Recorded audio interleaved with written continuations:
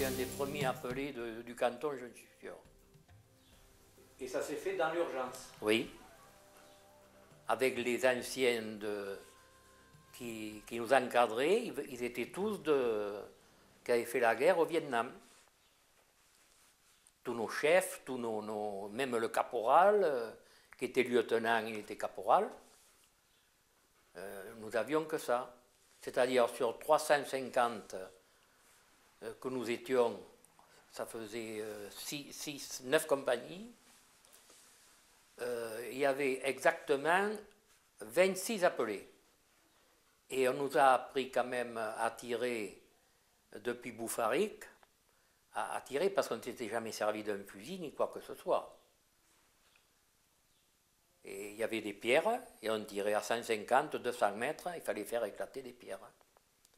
Et moi, comme ils ont vu que chaque fois je touchais la pierre, avec le fusil à l'époque, ils m'ont donné le fusil mitrailleur et 2 ou 3 gars avec moi. J'avais un chargeur et j'avais 2 pourvoyeurs. On avait 2700 ou 800 cartouches. Alors ça peut être quelque chose qui, quand on est jeune, valorise quelque part. Vous deviez vous sentir un petit peu des ailes, quoi. Comment ça s'est... Ben oui, avec les accompagnateurs que l'on avait, enfin ceux qui nous dirigeaient, je reconnais qu'ils nous ont mis quand même, nous ont fait comprendre ce qui allait se passer. Chaque section partait, on me mettait sur un point assez haut vis-à-vis des Mechtas qui étaient en bas, où la compagnie ensemble, les 3 sections, allaient dans le village. Et moi j'avais ordre de tirer tout ce qui bougeait. Voilà. Et on avait un pipère, quand même, qui nous survolait de temps en temps. Et là, quelles images vous revoyez de ça? Mais on n'est plus conscient de ce que l'on fait. Parce qu'on est passé dans un autre monde, réellement. Voilà. C'est comme ça. Il fallait y aller. Et là, vous avez tiré, en fait. Mais oui. Et ça, maintenant, quand vous y pensez, ça vous... Mais on se demande... Quelle émotion vous avez là? Mais je ne sais pas... on ne peut pas dire, parce qu'on ne sait pas ce qu'on a fait. Si c'était moi ou les copains, ou comme ça, voilà. Il ne faut pas oublier quand même qu'ils étaient armés. Et ils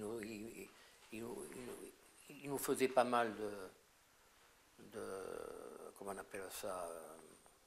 Ils nous attendaient dans des coins où on ne les attendait pas, c'est le cas de dire. C'est le cas de maintenant, ce qui se passe en Afghanistan. Exactement pareil. On restait... moi je dis franchement, et à part la figure, et puis même on n'avait pas le temps de se laver.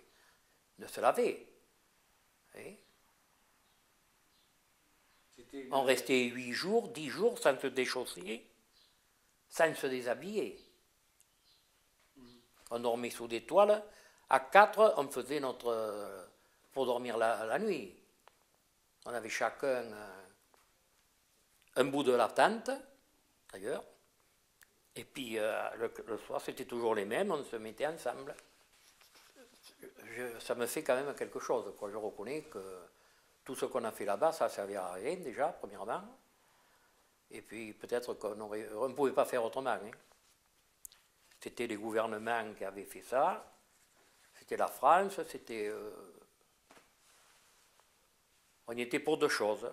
Pour que l'Algérie reste française et que pour les pieds noirs, continuent à rester dans leur ferme. C'est pas difficile. Quand on allait dans un village, ils avaient des signaux qui se faisaient avec des lampes électriques, ou comme ça. Ils étaient déjà avertis, au moins, 2 heures avant qu'on arrive dans le village, minimum, 2-3 heures. Parce qu'on faisait beaucoup de nuit. On marchait la nuit. Et on voyait les lampes qui s'allumaient, hop, hop, et on arrivait. Il restait que les pauvres vieux, les enfants, enfin des gens de 40 ans, quoi, 30 ans. Mais des gars de 20 ans, 18 ans, il n'y en avait pas.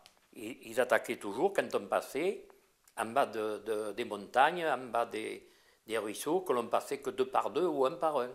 Ils attaquaient toujours les 5 ou 6 derniers. Et moi j'ai vu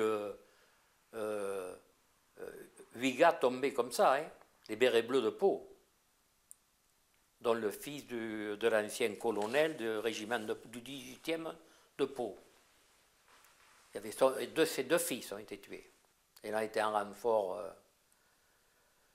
en vitesse. Il y a les hélicoptères qui sont venus nous chercher. Ils nous lâchaient à 2 mètres de hauteur, quoi. 2-3 mètres, ils font sauter. Il y en a quelques-uns qui ont péri. Mais non, ils avaient un mode de... Ils avaient des cavernes, ils avaient pour se défiler, pour s'abriter, et puis c'est tout. Hein. Parce qu'il ne faut pas oublier quand même, il y a eu des gens qui ont été rappelés, qui étaient mariés, qui avaient des enfants. Et donc c'était réellement pour défendre, pour que sa guerre, ça soit réellement, que ça reste français. Voilà. Oh, c'est fini. C'est fini.